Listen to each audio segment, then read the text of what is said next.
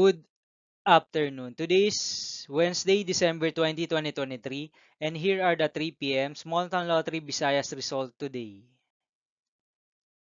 Here are the SL Store 3 p.m. result for Lapu-Lapu City under Lock 7 Games and Amusement Corporation for December 20, 2023, Wednesday.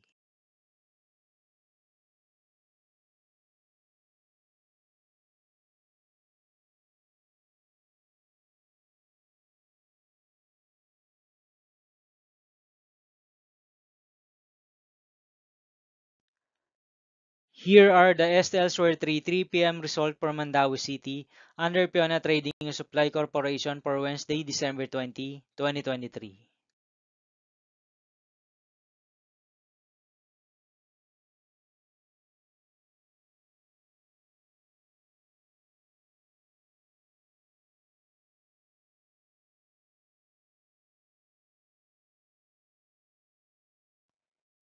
Thank you for watching this 3 p.m. video for afternoon of December 20, 2023, Wednesday.